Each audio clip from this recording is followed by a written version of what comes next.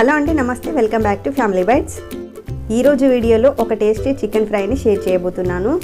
ఎప్పుడు ఇంట్లో మనం చేసుకునే చికెన్ ఫ్రై కాకుండా ఇలా ఒకసారి మసాలాతో చికెన్ ఫ్రై చేసి చూడండి. చాలా టేస్టీగా ఉంటుంది. ఈ సింపుల్ అండ్ టేస్టీ చికెన్ ఫ్రైని ఎలా ప్రిపేర్ చేయాలో చూసేద్దాం. ఈ చికెన్ ఫ్రై కోసం ఇక్కడ నేను 750 గ్రామ్స్ వరకు చికెన్ని 2-3 సార్లు బాగా కడిగి తీసుకున్నాను. ఈ చికెన్లోకి ఇప్పుడు మనం మసాలాని ప్రిపేర్ చేసుకోవాలి. దానికోసం మిక్సీ జార్లోకి 1 టేబుల్ స్పూన్ దాకా ధనియాలు, 1 టీ స్పూన్ మిరియాలు వేసుకోండి.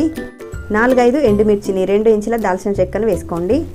అలాగే 4 లవంగాలు, 3 యాలకులు, 1 స్టార్ అనైస్, 1 టీ స్పూన్ దాకా గసగసాలను వేసుకొని మెత్తని పొడిలాగా గ్రైండ్ చేసుకోవాలి.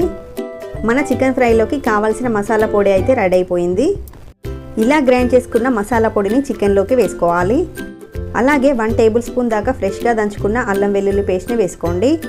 ఇందులోనే రుచికి సరిపడా ఉప్పుని, 1/2 టీ స్పూన్ దాకా పసుపు వేసుకోండి. స్పైసీనెస్కి తగ్గట్టుగా కారాన్ని కూడా వేసుకొని ఇవన్నీ కూడా బాగా కలిసే విధంగా చికెన్కి బాగా పట్టించాలి. ఇలా అంతా కలిసే విధంగా కలుపుకున్న తర్వాత ఈ చికెన్ని ఒక అరగంట నుంచి గంట పాటైనా మ్యారినేట్ చేసుకోవాలి. ఇక్కడ నేను 1 గంట సేపు మ్యారినేట్ చేసి తీసుకున్నాను. ఇప్పుడు ఒక ప్యాన్లోకి 2 టేబుల్ స్పూన్ల దాకా బటర్ని వేసుకోండి. అలాగే 1 టీ స్పూన్ దాకా నూనెను కూడా వేసుకోవాలి. ఈ చికెన్ ఫ్రైలో బటర్ టేస్ట్ అనేది చాలా బాగుంటుంది. ఇందులోకి 1 ఉల్లిపాయను ఇలా చిన్న ముక్కలుగా కట్ చేసి వేసుకోండి. ఈ ఉల్లిపాయల్ని గోల్డెన్ కలర్లోకి వచ్చేంత వరకు ఫ్రై చేసుకోవాలి. ఇలా ఫ్రై చేసుకున్న తర్వాత ఇప్పుడు ఇందులోకి మనం మ్యారినేట్ చేసి పెట్టుకున్న చికెన్ని వేసుకోవాలి. ఈ చికెన్ని కలుపుకుంటూ ఒక 5-6 నిమిషాల పాటు ఈ బటర్లో బాగా ఫ్రై చేసుకోవాలి. ఇలా 5-6 నిమిషాల పాటు ఫ్రై చేసుకున్న తర్వాత ఇప్పుడు ఇందులోకి 3 పచ్చిమిర్చిని ఇలా పొడవుగా కట్ చేసి వేసుకోండి. అలాగే 1 టేబుల్ స్పూన్ దాకా జీడిపప్పుని, 1 టమాటాను ఇలా చిన్న ముక్కలుగా కట్ చేసి వేసుకోండి. ఇవన్నీ ఒకసారి బాగా కలుపుకొని ఇప్పుడు మూత పెట్టి టమాటో సాఫ్ట్గా అయ్యేంత వరకు ఉడికించుకోవాలి.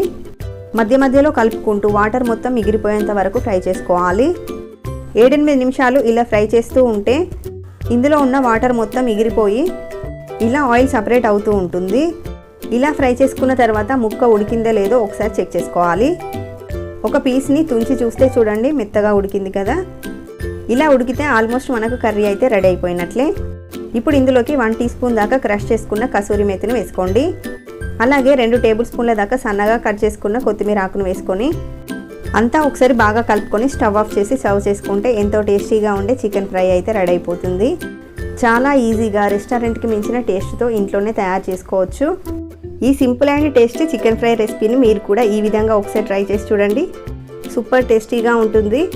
ట్రై చేసి మీకు ఎలా కుదిరింది అనేది కింద కామెంట్ సెక్షన్లో నాతో షేర్ చేసుకోండి.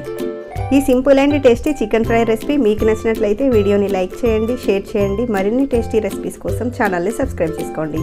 Thank you for watching.